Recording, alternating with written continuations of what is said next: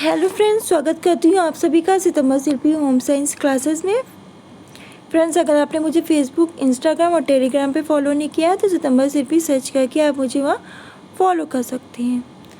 साथ ही फ्रेंड्स मैं बता दूँ कि अगर आपको मेरी टीजीटी और पीजीटी की क्लासेस देखनी है तो प्ले लिस्ट में जाइए। टीजीटी एग्ज़ाम 2020 और पीजीटी एग्ज़ाम 2020, उसमें आपको सिलेबस भी मिल जाएगा और क्लासेस भी मिल जाएंगी। साथ ही बता दे रही हूँ कि मंडे से आपकी टीजीटी की क्लासेस शाम 4 बजे से और पीजीटी की क्लासेस शाम 7 बजे से लाइव होगी, तो क्लास अटेंड जरूर करें। और रात 10 बजे आपकी जो क्लास चलती है, क्लास 6 से लेकर 12th क्लास की समरी की, वो चलती रहेगी। चलिए शुरू करते हैं आज की क्लास। और आज हम लोग पढ़ने जा रहे हैं क्लास 6 लेसन 6 प्राथमिक चिकित्सा। प्राथमिक चिकित्सा उस चिकित्सा को कहते हैं जो दुर्घटना स्थल पर डॉक्टर के देखने से पूर्व की जाती है। तो प्राथमिक चिकित्सा हम उस चिकित्सा को कहते हैं जो दुर्घटना स्थल पर डॉक्टर के देखने से पूर्व की जाती है। जैसे मान लीजिए आप रोड पे जा रहे हो, आपने देखा एक बच्चा है वो गिर गया, गिरने के बाद उसके पैर में चोट लगी और चोट लगने से क्या होगा, उसके पैर में से खून बहने लगा और आप उसके पास हो तो आप क्या करोगे, आप तुरंत जाओगे और आपके पास अगर रुमाल है उसे बांध दो कि जिससे क्या उसका जो खून है वो निकलना थोड़ी देर बंद हो जाए। उसके बाद क्या प्राथमिक उपचार किया, उसके बाद क्या डॉक्टर के पास लेके जाएंगे उसका ट्रीटमेंट के लिए। तो यही क्या है प्राथमिक चिकित्सा, प्राथमिक उपचार। आपको बता दें कि क्या होता है, थोड़ी बहुत असावधानी से क्या हो जाती है, दुर्घटना हो जाती है। कभी कभी ब्लेड या चाकू से उंगली कट जाती है, सीढ़ियों ऊंचे स्थानों से गिर के हाथ पैर की हड्डियां टूट जाती हैं। मधुमक्खी, बिच्छू, सांप या कुत्ते के काटने पे क्या होता है, जो विष है वो फैल जाता है। पानी में डूबने से बेहोशी आ जाती है। गर्म चीज़ों से हाथ पैर जल जाते हैं। ऐसी स्थिति में क्या होता है, तुरंत प्राथमिक उपचार की आवश्यकता होती है। अगर इस समय प्राथमिक उपचार ना करें तो स्थिति क्या है, गंभीर हो सकती है। और ऐसी स्थिति में क्या, जो प्राथमिक उपचार करने वाला उपचारकर्ता के पास कुछ इम्पोर्टेंट महत्वपूर्ण वस्तुएं जरूर होनी चाहिए। और प्राथमिक उपचार के दौरान उपयोग में आने वाले साधनों को हम क्या कहते हैं, प्राथमिक चिकित्सा पेटी। प्राथमिक उपचार के दौरान उपयोग में आने वाले साधनों को हम प्राथमिक चिकित्सा पेटी, फर्स्ट एड किट कहते हैं। उसमें कुछ सामान रखा जाता है जिसका उपयोग करके हम पीड़ित व्यक्ति को तत्काल वाली जो परेशानी है, अचानक जो परेशानी आ रही है, उनसे हम बचा सकते हैं। इसे घर में और विद्यालय में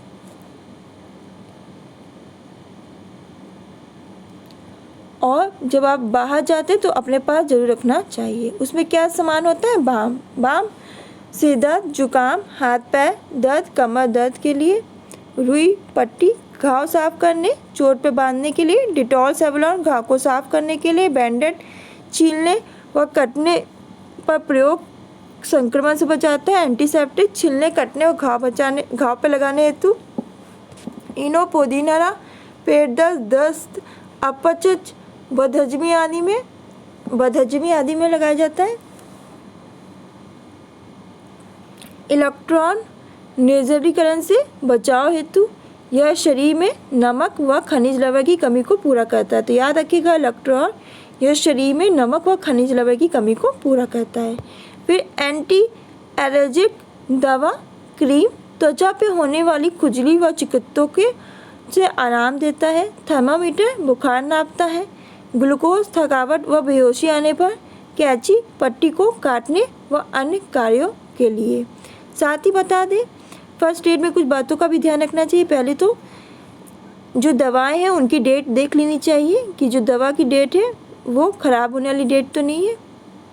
जो आपकी फर्स्ट एड किट में जो सामान, यानी आपकी जो पेटिका में जो सामान रखा है, वो उसकी समय समय पर जांच करते रहना चाहिए, कुछ ख़राब तो नहीं हो रहा है। यदि किसी दवा की तिथि समाप्त हो जाती है तुरंत उसे हटा दें, वो दवा बिल्कुल ना रहने दें, क्योंकि कभी कभी होता है हड़बड़ाहट में आप देखते नहीं हो और कोई दुर्घटना हो जाती हो, बिना देखे जो उसकी तिथि ख़त्म भी हो गई दवा की, अब वो दवा दे देते हो जो नुकसानदायक है। पेटिका में दवा या अन्य सामग्री जब समाप्त हो जाए तो उसे पुनः तुरंत खरीद के रख दे उसी में, फर्स्ट एड किट में। अब देख लेते हैं कुछ समान दुर्घटनाएं जिसमें क्या प्राथमिक उपचार करना चाहिए। पहला आपका आता है बर मधुमक्खी का काटना। पहले तो बता दूं, जब विषैला जीव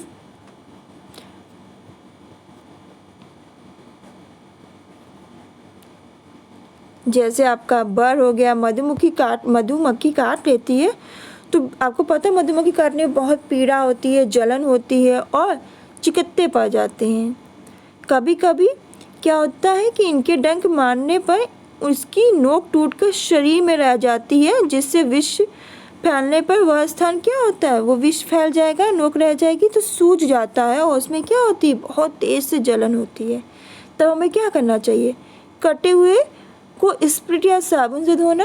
कीड़े का डंक रह गया हो तो तुरंत नुकीली चीज़ से दबा के निकाल लेना, पर इतना अधिक नहीं दबाए कि शरीर में उसका विष और अधिक फैल जाए। घाव को खरोंचना, खुजलाना नहीं है। घाव पर हल्का क्या लगाना है, अमोनिया, नौसादर व चूने को बराबर मात्रा में लेकर लगाना चाहिए। उसके ऊपर 2-4 बूंदें पानी की डाल देनी चाहिए। गंभीर स्थिति में बारी बारी से ठंडा गर्म सेक लाभदायक होती है। प्राथमिक उपचार के बाद डॉक्टर के पास क्या करना चाहिए, जो प्राथमिक उपचार कर ले इसमें, उसके बाद डॉक्टर के पास जरूर दिखाना चाहिए। फिर आपका आता है बिच्छू का काटना। तो बिच्छू के काटने पे क्या होता है, जो बिच्छू की जो पूंछ होती है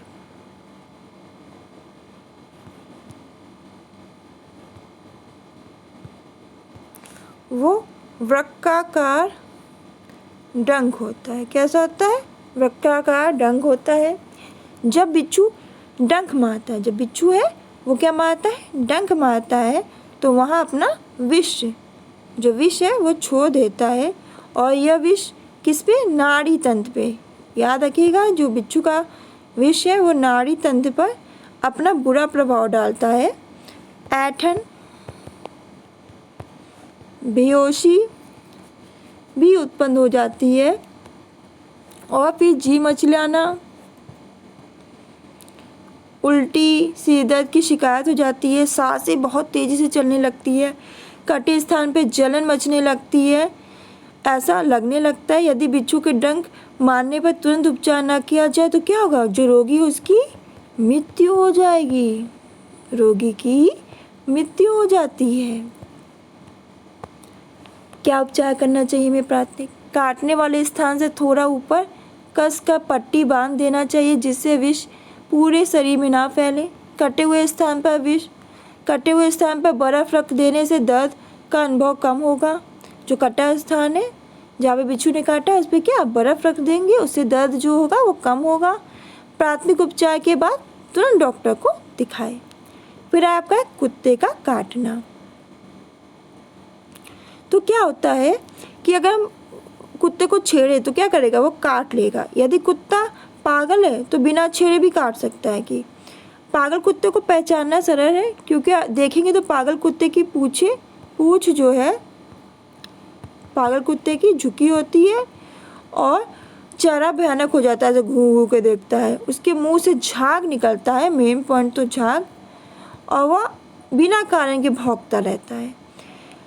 पागल कुत्ता काटने पर व्यक्ति में कुछ लक्षण दिखते हैं, वो क्या है, रोगी को क्या पानी से डर लगता है, पानी से डर लगता है।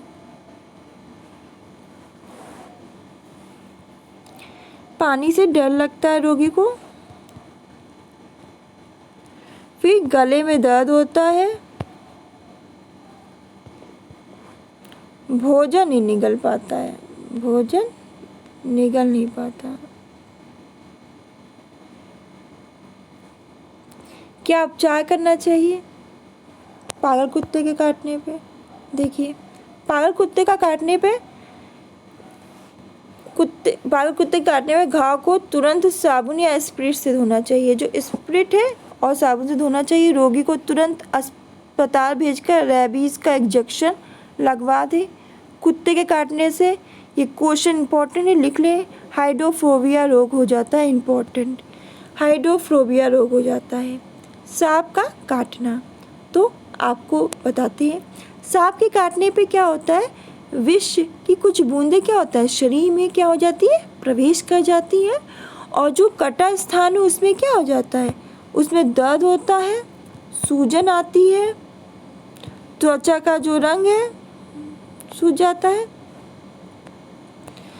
सांप के काटने पे विष की बूंदें शरीर में प्रवेश कर जाती हैं, कटे स्थान पे जो दर्द के साथ सूजन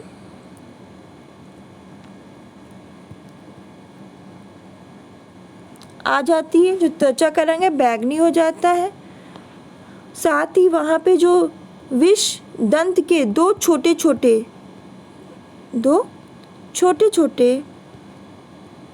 छिद्र देखे जा सकते हैं। व्यक्ति को बेहोशी और निद्रा आने लगती है, व्यक्ति को क्या बेहोशी आने लगती है, निद्रा आने लगती है। जब कभी भी इस प्रकार की घटना घटित हो तुरंत हमें क्या करना चाहिए, प्राथमिक उपचार करना चाहिए, और जो विष है उसे हमें रोकना चाहिए शरीर में फैलने से।